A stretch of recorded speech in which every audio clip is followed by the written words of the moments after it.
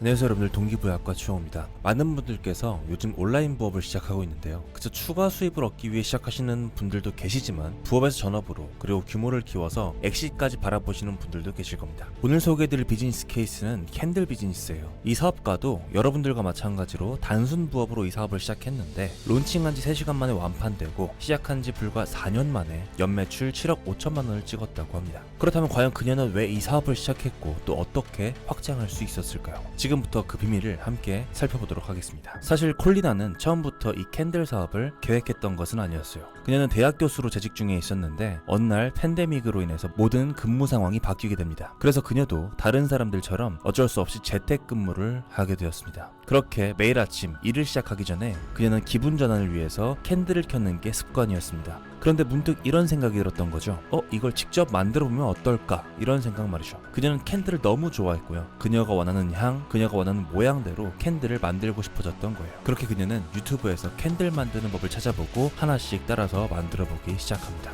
이렇게 하다 보니까 향의 조합이나 왁스의 종류, 심지를 어떻게 선택하는지 등등 점점 더 깊이 공부하게 되었고 만들수록 더욱 재미를 느끼게 되었죠. 그리고 그녀는 만든 캔들을 주변의 지인들에게 선물하기 시작했습니다. 그런데 예상치 못한 반응이 돌아왔어요. 주변의 지인들은 이거 어디서 산 거야? 진짜 예쁘다. 나도 사고 싶어. 이런 반응들이 돌아왔던 겁니다. 처음에는 그냥 지인들이 하는 칭찬 정도로 생각을 했는데 콜리나는 여기서 한 가지 가능성을 발견하게 돼요. 이게 바로 수요다. 그러니까 나는 판매할 수 있을 것이다. 하지만 당연히 이때까지만 해도 그녀는 정말 팔리겠어 정도의 단순한 호기심이었습니다. 그래서 큰 투자 없이 작은 규모로 시작하기로 합니다. 초기 비용을 최소한으로 줄인 거죠. 그래서 콜리나는 초기 자본 70만 원으로 시작했어요. 주방에서 직접 제작한 캔들을 온라인에 판매하기 시작한 거죠. 홍보는 인스타그램을 활용하고 주변 지인과 가족에게 알리는 것부터 시작했습니다. 처음에 콜리나는 이 캔들이 몇 주 동안 아주 천천히 팔릴 거라고 생각을 했어요. 그런데 정말 놀라운 일이 발생한 거죠. 단 3시간 만에 준비한 120개의 캔들이 완판된 겁니다. 이게 어떻게 가능했을까요? 그녀는 캔들에 관심을 가지게 된 계기나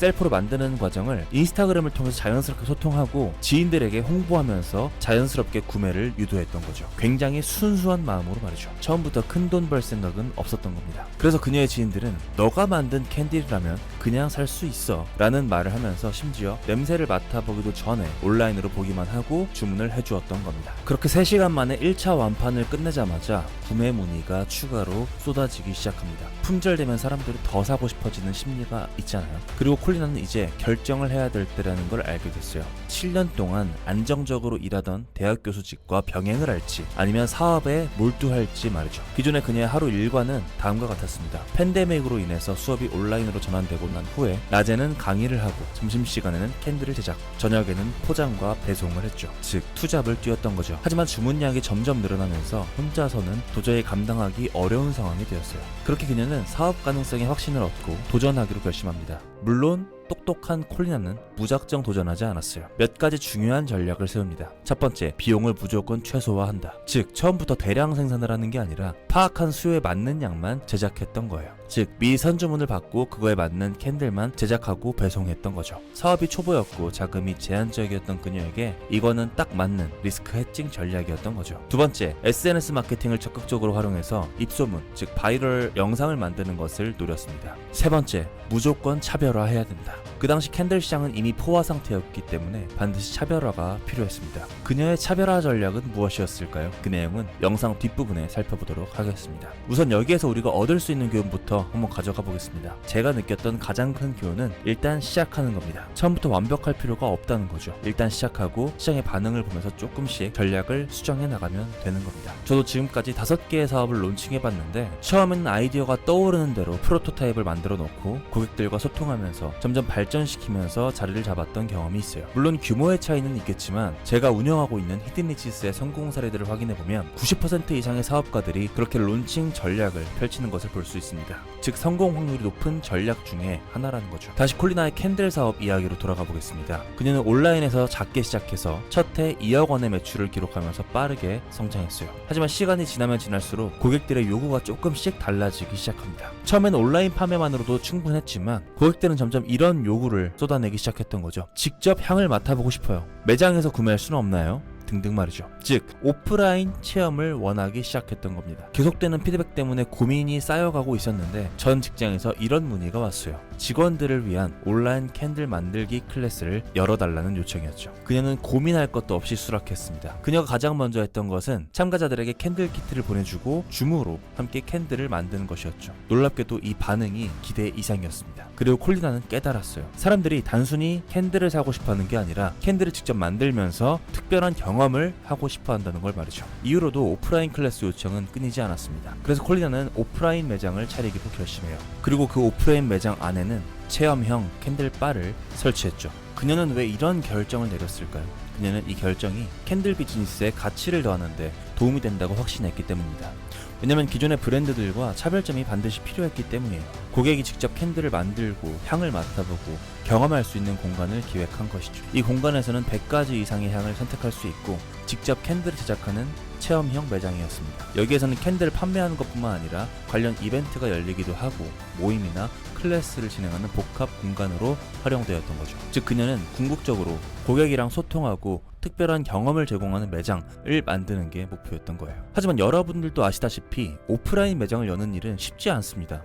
가장 큰 문제는 자본금 때문인데요. 공간을 임대하고 인테리어를 하고 운영할 직원까지 고려하면 비용이 만만치 않게 들어가겠죠.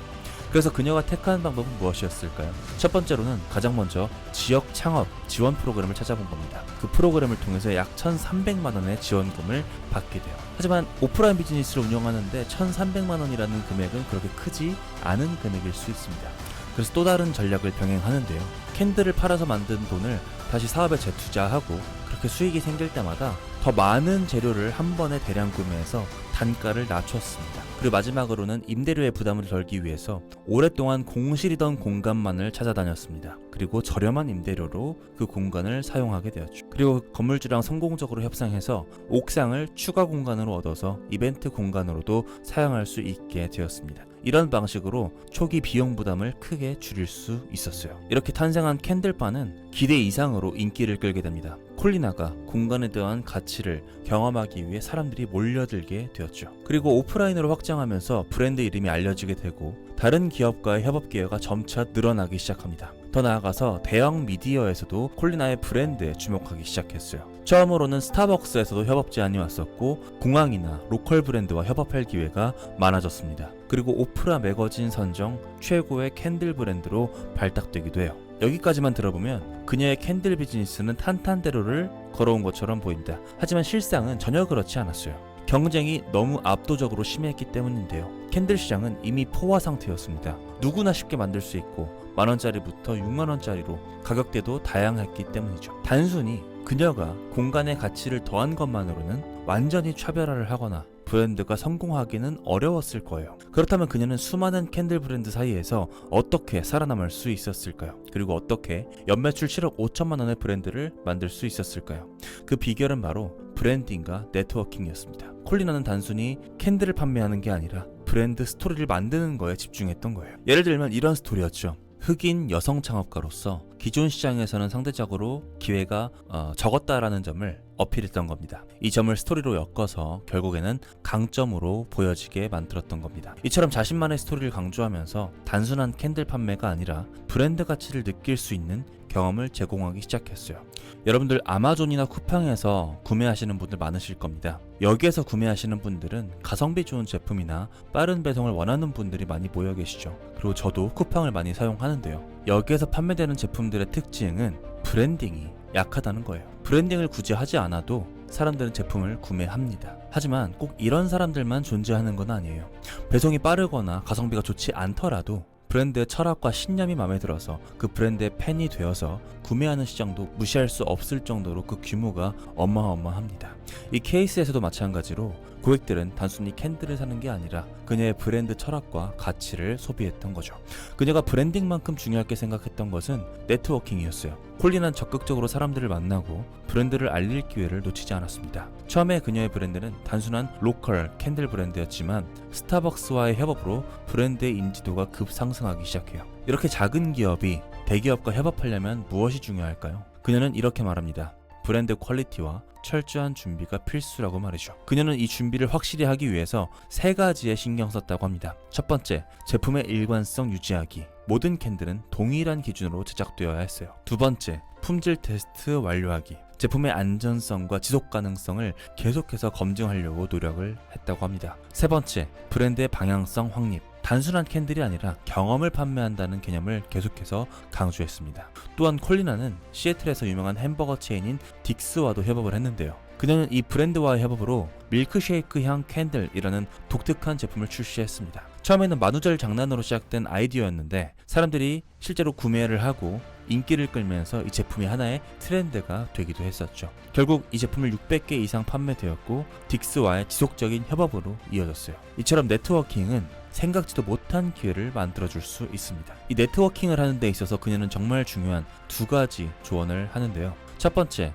경쟁자라고 생각하지 말고 함께 성장할 파트너를 찾아라. 그녀가 사업을 처음 시작했을 때 다른 사업가들은 다른 흑인 여성 창업가들을 경쟁 관계로 봤습니다. 하지만 콜리나는 오히려 다른 캔들 브랜드와 협업하고 함께 성장하는 방식을 선택했어요. 두 번째, 단순한 제품이 아니라 경험을 판매하는 것이었습니다. 사실 이것은 그녀가 포화 시장을 뚫기 위한 차별화 전략이었을 수도 있지만 이 작은 하나의 가치가 큰 차별화 포인트로 작용해서 사람들이 콜리나의 브랜드를 찾아오게 만드는 가장 큰 요인이었다고 해요. 즉 온라인 사업 안으로는 한계가 있었던 것이었죠. 자, 오늘은 콜리나의 캔들 비즈니스 성공 스토리를 한번 살펴봤습니다. 캔들을 직접 만들어 봐야겠다는 작은 아이디어에서 시작해서 부업으로 그리고 전업으로 그리고 연 7억 비즈니스로 확장하기까지 정말 많은 고민과 의사결정이 있었을 텐데요.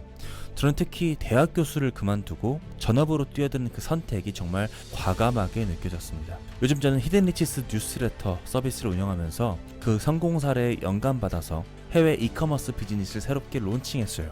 그래서 영국 법인을 설립하기도 하고 이것저것 서류를 준비하느라 영상을 만들지 못했었는데요. 어느 정도 바쁜 일들이 마무리되었습니다. 그리고 영상으로 다시 인사드릴 수 있게 되었어요. 사업에는 항상 리스크가 존재하는데요. 동기부여학과 채널에 올라오는 실제 사례들, 성공한 사업가들의 의사결정 과정이 여러분들의 비즈니스에 많은 도움이 되었으면 좋겠습니다. 그럼 여러분들 정상에서 뵙겠습니다. 감사합니다. 지금까지 동기부여학과 최용호였습니다.